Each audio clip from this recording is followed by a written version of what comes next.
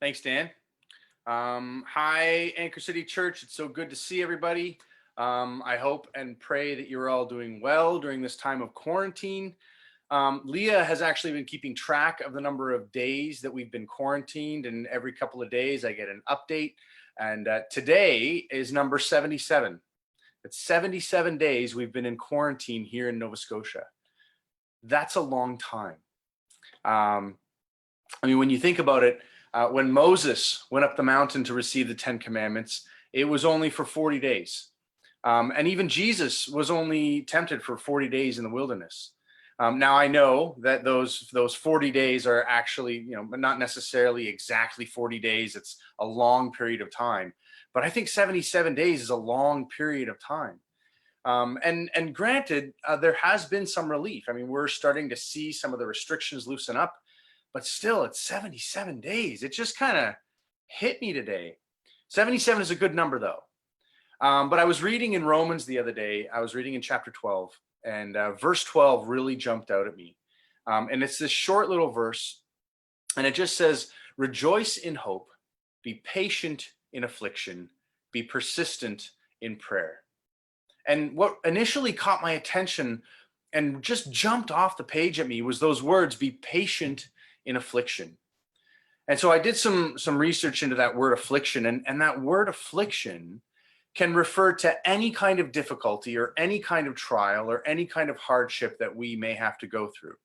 So it applies to this pandemic that we're all experiencing, but it also applies to any other hardship that we might be going through, either now or in the future, be personal, professional, whatever it is. And the thing is when it comes to affliction, we're instructed to be patient. R.T. Kendall says that patience is probably one of the most difficult things that we have to learn in the Christian life. Having to wait for something is one of the most difficult things we have to learn. And I would definitely agree with that. Someone else once said that patience is a virtue that carries a lot of weight. And I can't hear you all because you're all muted. So I'm just going to assume you either laughed or groaned at that one. But really, having to wait for something is really, really hard, especially when we're not sure of the outcome. Look at what happened when Moses went up the mountain to get those 10 Commandments. All the people, they're down at the bottom of the mountain, and they were starting to wonder what happened to him. And they start asking questions like, where is Moses? What's he doing up there? Is he even alive? He should be back by now. How long does it take to write down a few commands? And we all know what happened next. Instead of waiting for what God had for them, they ended up taking things into their own hands, and they created their own God to worship. And really, when we get impatient, that's kind of what happens to us. We tend to take things into our own hands instead of trusting in what God's plan and timing is. And I don't know about you, every time I've been impatient with God's timing and tried to make things happen on my own, it has always ended in disaster. And not just for me, but for people around me as well. And I'm finding that the older that we get and the more responsibilities that we have, the more people that rely on us, the bigger those consequences tend to be. So when you think about patience, what does it mean to you? And this is a question I've been asking myself. And for some reason, I've always pictured somebody just sitting in a waiting room, and they aren't doing anything. They're just sitting there waiting. And I felt God challenge me on that, because that's not the image of patience that the Bible portrays. The word that Paul uses for patience here is often translated as endurance.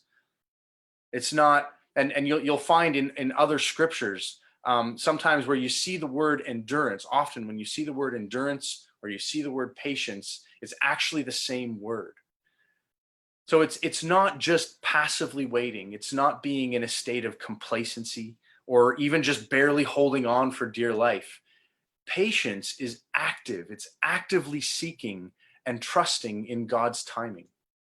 It's a picture of calm assurance in the midst of difficulty and hardship. And in this verse, Paul puts patient affliction together with rejoicing in hope and being persistent in prayer. And I think that's amazing, because one of the things that it shows us is that the foundation of our trust in God's timing is actually found in our relationship with him.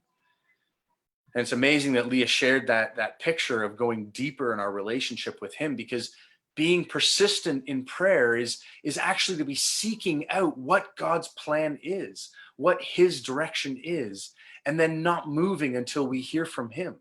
And then when we do hear from him, we move, but we move at his pace. We move in his timing. The other thing that I think is interesting is that it doesn't say that we rejoice in results.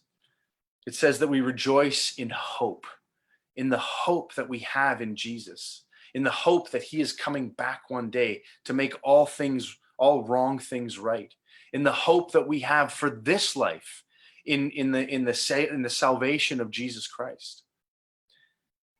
I think there's a good reason that patience is listed as one of the fruits of the Spirit, because being patient, enduring hardships and difficulties with calm and assurance is impossible outside of our relationship with Jesus and outside of the power of the Holy Spirit. It's not something, what's lovely about that is that it's not something we have to try and conjure up on our own. It's not something we have to do in our own strength. And thank the Lord, because otherwise I'd be sunk. But it flows out of our relationship with Jesus. And there's both blessing and maturity that comes out of waiting on God's timing. And so I just want to leave you with these verses out of Psalm 27. They're verses 11 through 14. And it says, "Because of my adversaries, show me your way, Lord, and lead me on a level path. Do not give me over to the will of my foes, for false witnesses rise up against me, breathing violence. I am certain that I will see the Lord's goodness in the land of the living. Wait for the Lord. Be strong, and let your heart be courageous. Wait for the Lord." I love you all, and I pray that you will be strong and courageous, knowing that you can live in calm assurance in the midst of difficulty and hardship, because you are loved, you are valued, and you are treasured by our Father in heaven. Thank you.